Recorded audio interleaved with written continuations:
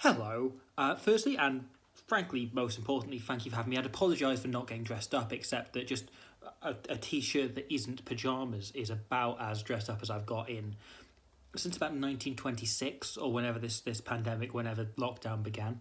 So yeah, thank you for having me. It's a delight to not be here. I've never actually been to an end of season dinner before, though I think I've gathered a pretty solid idea of what they're like, what goes down from talking to friends and family, of which I actually do have both. One of them contrary to popular belief, and from reading the anecdotes page in Rugby World, from having done similar kind of things at arty events before, from watching one episode of Midsummer Murders that I didn't actually get all the way through, but there was like a football end of season dinner.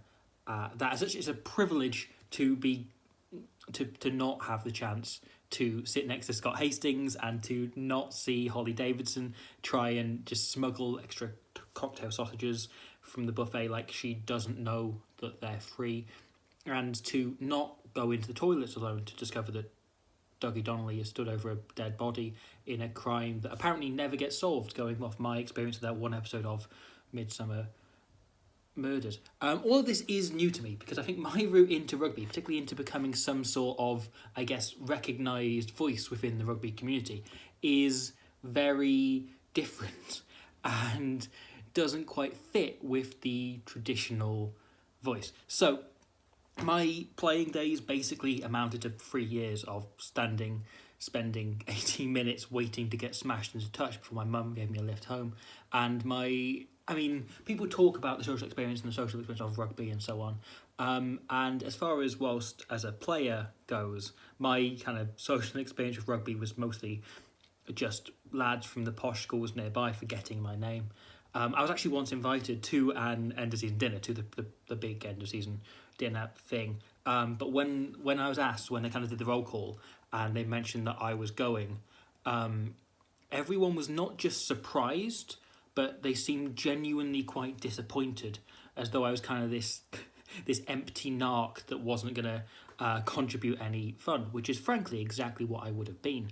So I suddenly remembered at that moment, moments after saying, yeah, I'll go, that I think Glasgow were playing the Dragons that night in the pouring rain, and that was a priority. I had to go and watch that instead, because one day I'll be running an internationally successful YouTube channel based on that one game. I think it finished like 13-6. I seem to remember there's like one. It's sort of game Christopher Saro played and got man of the match.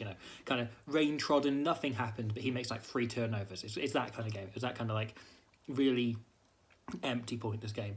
But I think that was fairly representative of my time in rugby. I'd often, when I was playing, I'd turn up really kind of tired in a way. Others would turn up because they were hungover and they got at partying or whatever. But before, I assume, as I said, who cared about me? They didn't tell me that. But I would have been up at 4 a.m. to watch Japan play Fiji. I really vividly remember once when I was in uni. I was living in this tiny flat on my own in my third year, and Samoa were playing Georgia at like 3 a.m. our time, and I got up to watch it.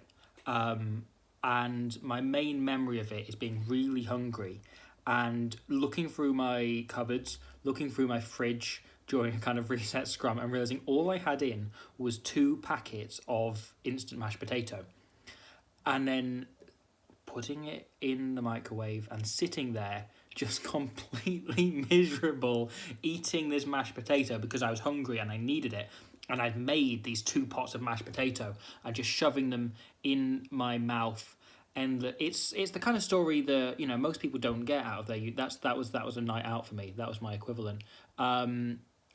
I similarly remember the morning of the game between Argentina and Scotland, which I probably shouldn't mention the game considering the company I'm in, but that Argentina-Scotland game in 2011 World Cup, turning up, being in, under-16s at the time, and everyone was talking about that Argentine try and how amazing it was and what a great finish it was.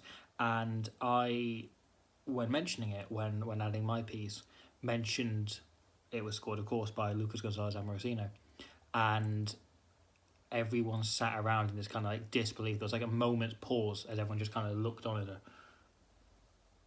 etc.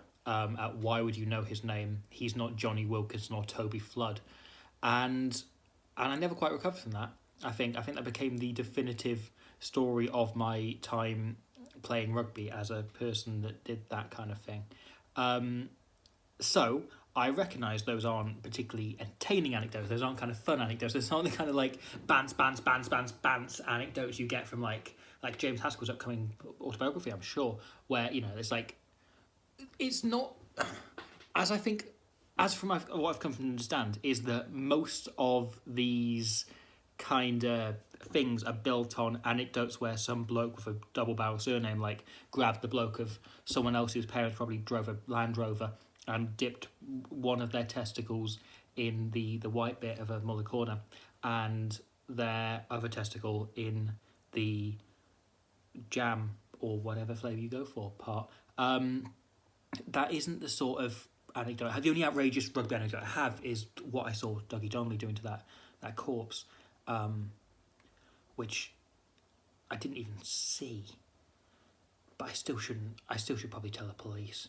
Because at the end of the day, really, I think it's quite easy for people doing speeches at events such as this, and also when talking about rugby and talking in that anecdotes page at the back of Rugby World, to refer to certain parts of rugby or certain communities of rugby. And that's why I appreciate being asked along to do this so much, because at the end of the day, rugby is a game for all shapes and sizes and creeds and colours. We always push that, but it's a delight to see events like this recognise that the reach of rugby goes beyond props and locks and wingers and fullbacks and all of the all the positions in between, everyone in between. It's a sport open equally to the big guy, the little guy, but also to the guy sat watching in the corner, which was always me. Most of my anecdotes aren't very interesting, but I still think it's a valid part of rugby. I want to say thank you very much for having me. I have rambled quite a lot at this point, but I hope you all have a wonderful, wonderful evening, and I'll see you afterwards at the buffet, where I will be also shoving far too many cocktail sausages in my pockets. Thank you very much.